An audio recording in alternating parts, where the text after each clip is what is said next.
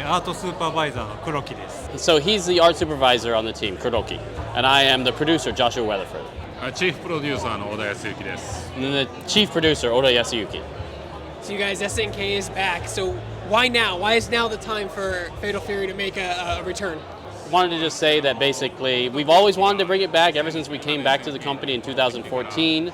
So, but obviously we had to work on some other titles first. We worked on KOF and then Samurai Shodown, some spin-offs like SNK Heroines and then KOF 15. And basically it was just a matter of time, and basically it came around to its turn being the next game to be revitalized.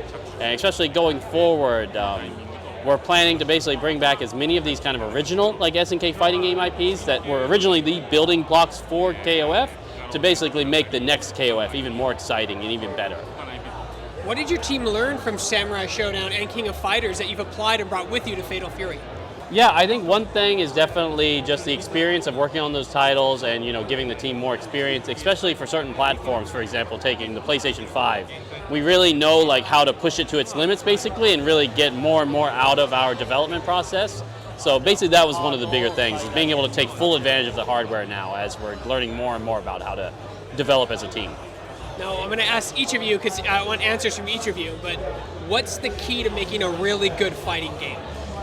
So for him, basically, I think it would be the fact that, especially nowadays with online, there's a lot easier access to information. So he can really kind of expect what the users will think about a certain animation or a certain pose or something like that, and use that in the development process to help him along, basically.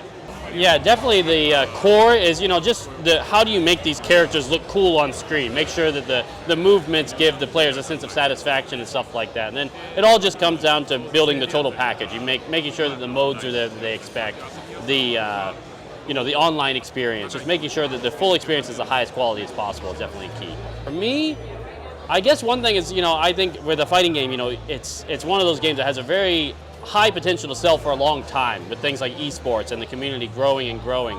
And I think that's one of my things that I like to see. And even it's a little bit more of almost a boring program, but we have like the SNK esports support program that's kind of a grassroots program where anybody can like approach us to support like a local tournament, even if it's just 10 people, and we'll send out like t-shirts and prizes and sometimes even like extra pot bonuses and stuff to help grow the grassroots communities around the world, because at the end of the day we want as many people to come to places like EVO and compete in our games as possible. Over the last decade, since the 90s, arcade technology has improved tremendously. GPU game development tools have gotten better and better. You went with a 3D style. Can we talk about why you chose that instead of like a 2D hand-drawn style? Yeah, I mean, I guess the biggest problem is kind of a logistical and just like a human resource issue where it's not really a skill that's taught on the same level, 2D art compared to 3D art. Like, most people are learning in 3D nowadays, so especially when you need to build up a staff of 180 people to build a game of this volume, the really only choice nowadays is 3D. Yeah, I mean, personally for him, obviously with the 3D, just the level of freedom that you get where it's camera presentation, close-ups, there's a lot of things that you can't do with a limited 2D art style that allows the creators to put more expression into the game and stuff. So that's what he thinks is the strength of 3D art style like this. Now, I'm not going to grill you guys about who's going to be in the game or the roster, because I know that's a big elaborate thing, but can you take us into the process about like the people you're showing here today, the characters, and why you chose them as your opening introduction to Fatal Fury? Yeah, I mean, especially when you think of Gardo, Mark of the Wolves, the previous title, you know, the kind of focus was a lot of new characters, you know, characters who might be, for example, like Rock is the disciple of Terry, Hokutomaru is the disciple of Andy, stuff like that. So, for example, for the two new characters that are brand new to this game, Preacha and Vox, they are also disciples of previous Fatal Fury characters. So, kind of creating that almost next generation and trying to make sure that the world feels like it is growing more mature was kind of a key point of the process this time. Fighting rosters are very difficult because I feel that no one is happy. Yeah. What could you say to someone who's really concerned that their favorite character might not be in this version of Fatal Fury? Yeah, I mean, it's an endless topic, I guess. Especially we hear this a lot with KOF because, you know, it's the entire SNK All-Stars especially.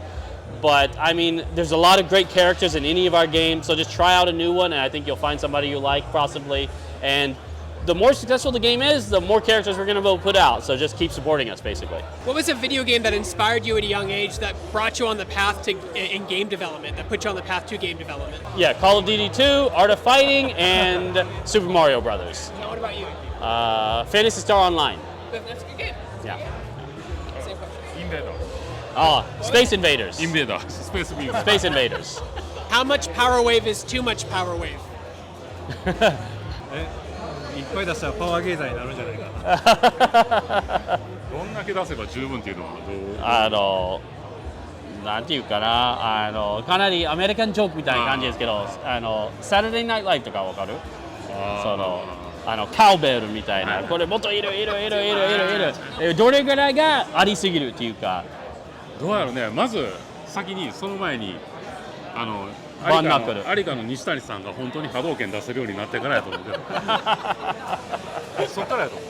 確かにパワーウェーブなんてまだまだ西谷さんいつか出まだまだせると思う。後輩なんで I mean, they were just saying that basically it's hard to decide, obviously, because it's a cool move. And he was saying that I think if you keep putting it out, it's just going to become a power gazer at the end of the day. But then they were also just like, I mean, eventually I'm more scared whether Nishitani, who is one of the original Street Fighter developers, who's now at Arika, and he's always doing Hadokens, like in his pictures and stuff, and they're like, someday he's going to be able to shoot a real one. That's scarier to me. So when does your game come out, and what platforms will you be available at launch, and do you plan for crossplay? Okay, so the game will have crossplay and rollback netcode. It is coming in early 2025 is what we're saying now, and it is coming to PC, PlayStation platforms, and Xbox. So Xbox Series S and X, PlayStation 4, PlayStation 5, Steam, and Epic Game Store. Well, PS4, what were some of the challenges when going back to those last-gen consoles and optimizing them? Was that difficult for your team? Yeah, I mean, it was pretty tough, especially like the base PS4, obviously. It's pretty long in the tooth at this point, but you know, it sold so many units and there's so many users out there, and especially in a lot of countries where our games are popular, we wanted to do our best and make sure we keep putting it out on PS4 for now. And my very last question, and I know you can't answer this, but if I don't ask it, I'll just get yelled at by everyone on the internet. Terry was announced in Street Fighter 6. Does this mean we're going to get an SNK versus Capcom game sometime in the future? Possibly. この後カップマン行ってきますって He's gonna go ask Capcom about it right now.